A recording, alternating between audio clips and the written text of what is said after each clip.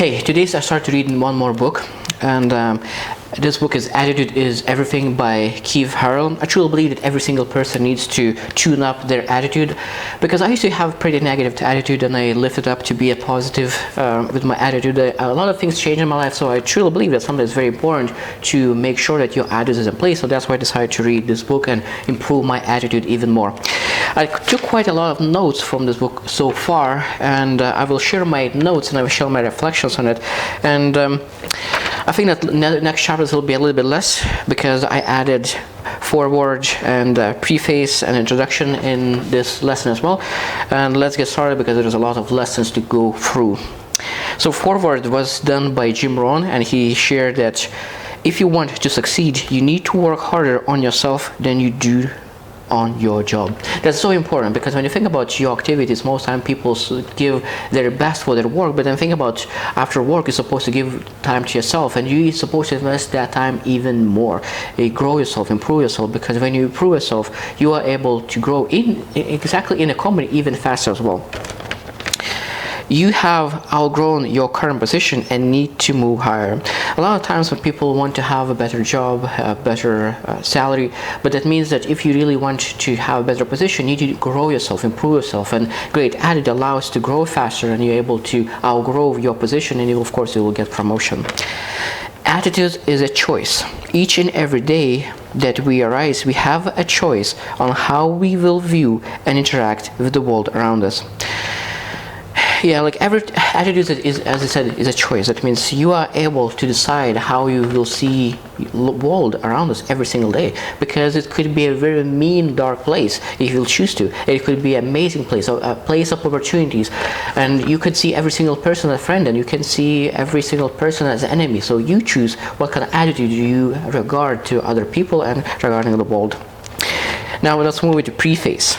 You may not be able to change your height or your body type, but you can change your attitude. And that is important, because a lot of times there's a lot of things that is based on nature, and some things are based on nurture. So attitude is based on nurture, and a lot of times people succeed based on that attitude. So that means that your success is based not on your height, but it's based on your attitude. Your attitude should be an indication of where you desire to go in life, and not a reflection of what you have been through. It's such a powerful lesson. That means a lot of times people have a bad attitude because something happened in the past. But you're supposed to design your attitude based on where you want to go and what kind of person you want to become, and show that attitude every single day of that person of the future. It's not that easy sometimes, but you need to go towards something, not run away from something. Now let's move to introduction. And your attitude today determines your success tomorrow. I truly believe that. That means that every single day when you have a great attitude, you are learning much faster. And because you learn much faster, you have a better tomorrow. And if you have a negative view on life, you'll not learn as much. So that means that your current position will not change. It will be the same. Learning to monitor, control, and tap into a positive attitude is the key to every self-help process. In fact, the most valuable asset you can possess is a positive attitude toward your life. That means that, and it says that the most valuable asset is a positive attitude, because asset brings you some returns. So that means every single time when you think about positive attitude, you need to say, okay, I need to build positive attitude, because that positive attitude will bring me returns, bring some prizes. Because if you have negative attitude, that will bring some losses. So then of course you want to increase your attitude that you could bring some returns, positive returns in your life. It isn't how much you know about maintaining a positive attitude that is important. It is how well and how consistently you put that knowledge to use. It's like how well you put your standards. You potentially could have very high standards, but if you perform those high standards very inconsistently, of course you will be pretty low. But if you know what you want to do and consistently do exactly small things every single day to improve your positive attitude, your positive attitude will be in place. Your attitude is often one of the first things people notice about you. Of course, when you see the person, most time you're able to judge the way how they look. But when you start communicating, when you start speaking, your attitude will show up right away, because the way how you smile, the way how you communicate, what kind of tonality you use. So attitude is very important, because it will show up on the spot. So that sometimes you don't feel that that person is nice because they just have bad attitude, and sometimes you just attract that person because that person has a very positive attitude. Now let's move to chapter 1. Attitude is everything. A positive attitude is the foundation of successful life. I really believe that. When I think about beliefs a lot of times is based on your attitudes. If you have positive attitude, you will build a positive belief. If you have negative attitude, you will most likely build a negative belief. And your actions is based on beliefs. So of course, if you have positive belief, you will have positive actions. So that means positive attitude is a foundation of your life. Attitude is everything, because it is involved in anything. That's exactly, I truly believe that, because when you think about relationships, your attitude matters. Your health, your attitude matters. Your career, attitude matters. Finances, it matters. Like everything what you think about, you will find that attitude really matters, because you have a positive attitude or negative attitude, and that impacts your beliefs and actions. The American Heritage Dictionary defines attitude as a state of mind or feeling with regard to some matter. That means that attitude is a state of mind. And of course, you want to be in the best possible state of mind. So it's better to have a positive attitude, that you could be in a positive state of mind. Your attitude is nothing more but an outward reflection of what resides on the inside. To change your attitude, you must change your heart. That means a lot of times when you think about attitude, your attitude will show up outwards and externally. So that means if you want to have external achievements, you need to build that internal goal, the internal success. And that means a lot of times starts with the heart. If you have a positive heart, of course it will show up externally as well. Keith shared how to protect your attitude, and he said you need to protect ear gate, eye gate, and mouth gate. And he said our programming comes through what we hear, see, and say. So that means if you want to protect your positive attitude, you need to be protective who you listen to, then what you see, and of course what you say. And when you protect those things, you will have more chance to protect your positive attitude. Our words have a tremendous impact on our attitude and the attitudes of those around us. Our attitude is very, very contagious. So that means when you share, when you speak, you could impact your own attitude and people around you. So that means if you care about other people, you want to make sure that you are protecting the way how you speak, because your words will impact other people's attitudes as well. Kenny also worked on my posture, presentation, and poise. So he shared the story how he was looking for a job, and when he was improving his attitude, his posture, presentation, and poise changed as well. Joy is more important than any other drug.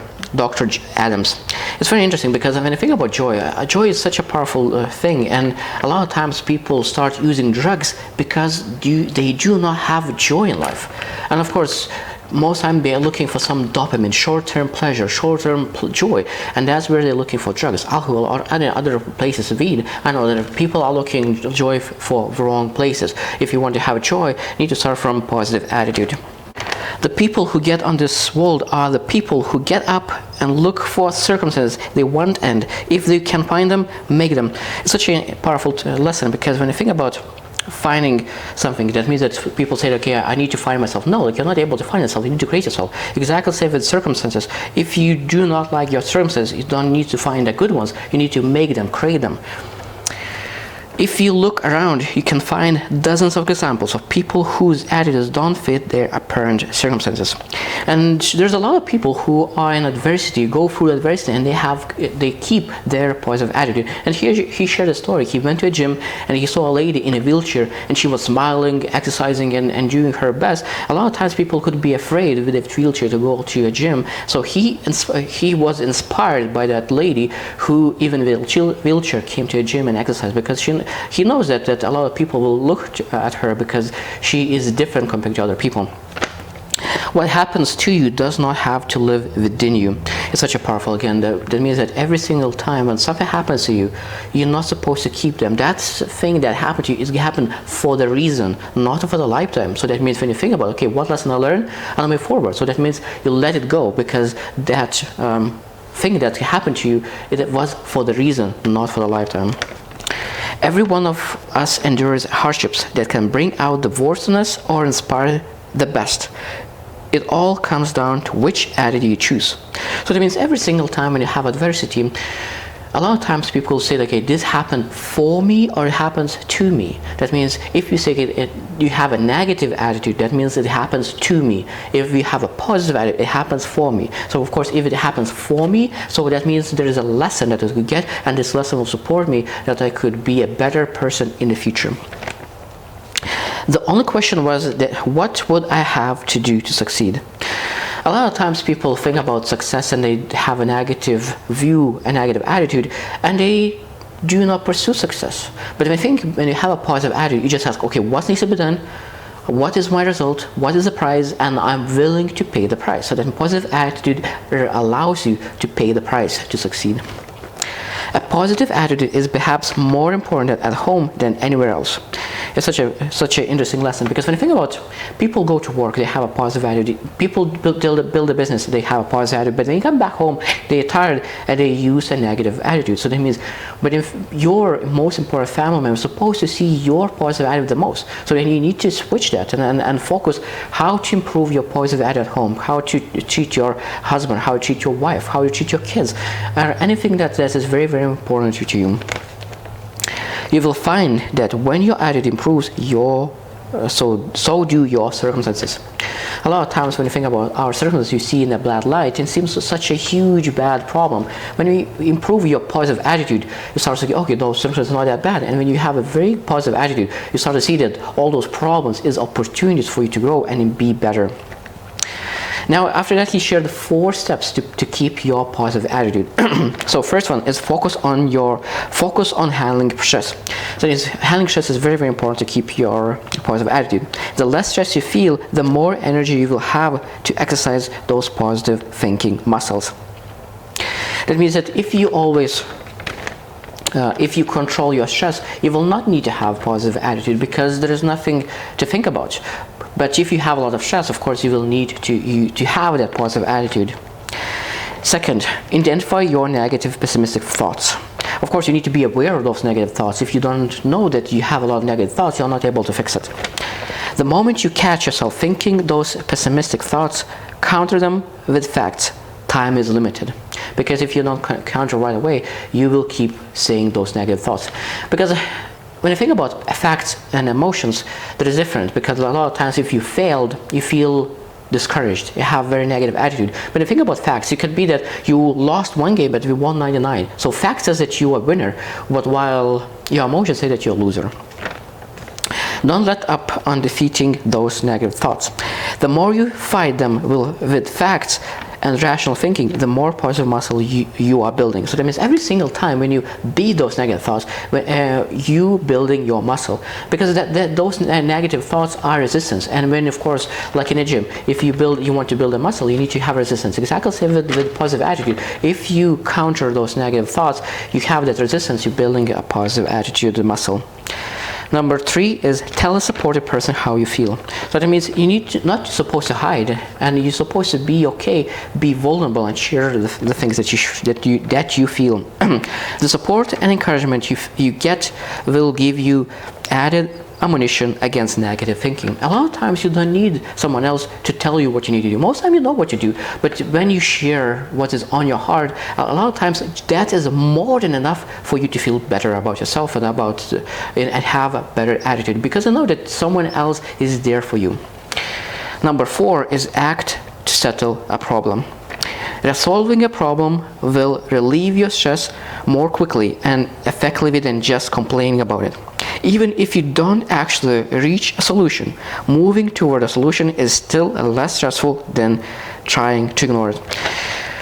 People are sometimes living in denial, and that denial is frustrating them, and they feel desperate. But when you start inching, moving forward, so you don't need to run, you don't need to walk, but what you need to do, you just need to crawl towards solution. So that means every single time when you make an inch towards solution, you will feel much better, and you will have a positive attitude, and will be joyful towards moving forward. So there was a lot of great things that in this book, in the first chapter and the beginning, introduction, and I think that there will be a lot of great lessons in the future, and I will share all those lessons with you as well.